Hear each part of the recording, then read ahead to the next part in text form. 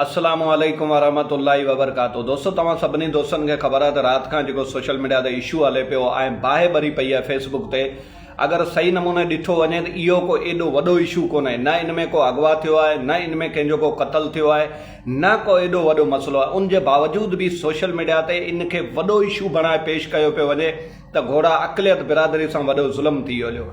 Issue छा आहे त कुझु छोकिरनि जी प्रेस कई आहे, उन्हनि इहो चयो आहे त जेका मास्तरियाणी आहे इहा असांखे चवे थी त तव्हां इस्लाम क़बूल करियो न त तव्हां जहन्नम में हलिया वेंदा, ऐं अगरि तव्हां इस्लाम क़बूल नथियो करियो त पोइ तव्हां स्कूल न अचो। ऐं हुन पासे उहा मास्तरियाणी आहे, उन बि प्रेस कई आहे, उहा चवे थी त हिननि मूंखे ब्लैकमेल कयो आहे, हिरासत करण जी कोशिशि कई पई वञे, मूंखे स्कूल मां कढण जी प्लानिंग कई पई वञे।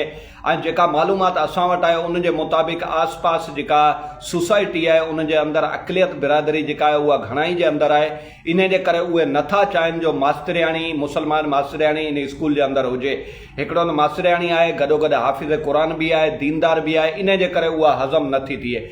बल्कि असां इहो चवंदासीं त इहो सोशल मीडिया ते जेॾो वॾो इहो इशू बणायो वियो आहे न, एॾो वॾो को इशू आहे कोन। राति खां पोइ सटो सट लॻी पई आहे, सोशल मीडिया ते वठ पकड़ लॻी पई आहे, अक़लियत बिरादरी सां ज़ुल्म थी वियो। न्याणियुनि खे ज़ोरी मज़हब मटायो थो वञे। हिकिड़नि त लिखियो त बाबा असां त अॻे ई चयो हो त न्याणियुनि जो ज़ोरी मज़हब तब्दील करायो वञे थो, हाणे पंहिंजे अखियुनि सां ॾिसो। हाणे इहे उहे माण्हू आहिनि जेके हमेशह इन इंतज़ार में हूंदा आहिनि त मन को अहिड़ो असांखे इशू मिले। हालांकि इन ते घणी घोड़ा अक़लियत बिरादरी खे करणु खपे, हिंदू बिरादरी खे करणु खपे, लेकिन तव्हां सोशल मीडिया ते नोट करियो अक़लियत बिरादरी हिंदू बिरादरी जेका आहे उहा नॉर्मल अंदाज़ सां पंहिंजो मौक़ो पेश करे पई आहे। इहो चवे पई त हिनजी साफ़ ऐं शफ़ाफ़ जान थियणु खपे। ऐं हिकिड़ो ॿियो ग्रुप आहे जेके दीन दुश्मन आहिनि, जेके इस्लाम दुश्मन आहिनि, जेके लॾे वारा आहिनि, उन्हनि खे त हाणे उन्हनि खे फेमस थियण जो, उन्हनि जा नंबर ठाहिण जो उन्हनि खे मौक़ो मिली वियो। हाणे मुसलमाननि जे मथां इल्ज़ाम तराशी में लॻा पिया आहिनि, हुननि जी घोड़ा लॻी पई आहे, ज़ुल्म थी वियो, बरबरियत थी वियो। हालांकि अहिड़ी का ॻाल्हि कोन्हे। हाणे अचूं था इन इशू जे तरफ़ त जेका मास्तरियाणी ॻाल्हि कई आहे, छोकिरियुनि खे चई त पुटु तव्हां मुसलमान थी वञो हलिया, अगरि तव्हां मुसलमान न थींदा, कलमो न पढ़ंदा त जहन्नम में वेंदा हलिया।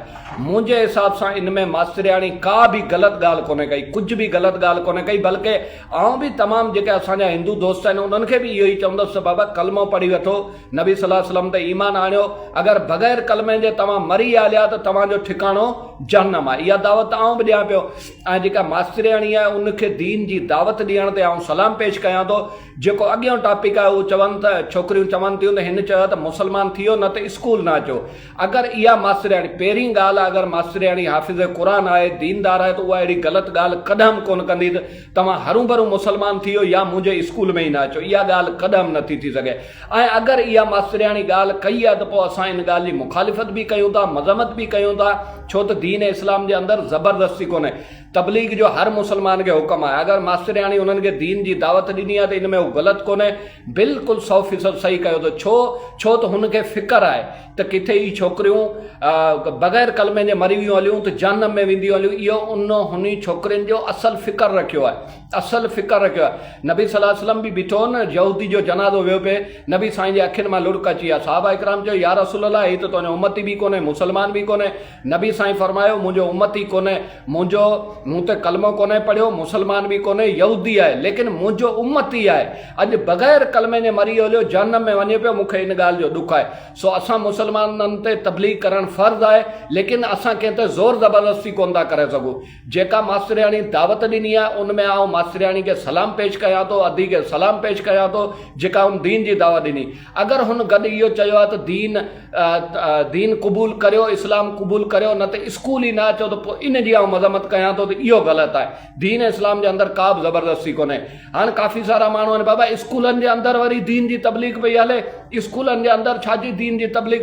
बाबा जॾहिं तव्हां कॉलेजनि में, यूनिवर्सिटियुनि में मुजरे जा प्रोग्राम करे सघो था, तव्हां उते मेला लॻाए सघो था, तव्हां पंहिंजा प्रोग्राम करे सघो था, तव्हां उतां टेबला हलाए सघो था, तव्हां नौजवान छोकिरियुनि खे उते डांस कराए सघो था, त पोइ उते अगरि को दीन इस्लाम जी दावत ॾिए थो त तव्हांखे तकलीफ़ छो थी थिए?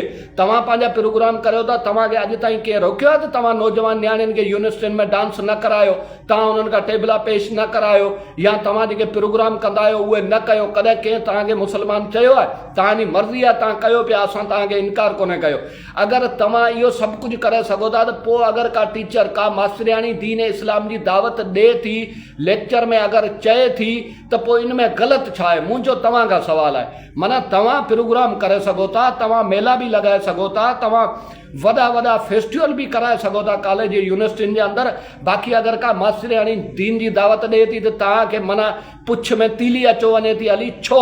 ऐं ॿी ॻाल्हि, हीउ जेको मसइलो थियो आहे, मुंहिंजे ख़्याल में हीउ कोई एॾो वॾो मसइलो कोन्हे जेको सोशल मीडिया ते हिनखे बणाए पेश कयो वियो आहे। बाबा, दीन जी दावत हर मुस्लमान ते फ़र्ज़ु आहे, पोइ उहा औरत हुजे या मर्द हुजे, दीन जी दावत हर मुस्लमान ते फ़र्ज़ु आहे। अगरि अधी दावत ॾिनी आहे त आउं हिकु दफ़ो ॿीहर अधी खे सलाम पेश कयां थो, जेको नियाणियुनि जो उन फ़िक्रु रखियो आहे ती सुभाणे मरी वेंदियूं, जहन्नम में वेंदियूं हलियो। बाक़ी अगरि हुन इहो चयो आहे त बाबा इस्लाम क़बूल करियो, न त स्कूल ई न अचो, त पोइ इन जी आउं मज़म्मत कयां थो।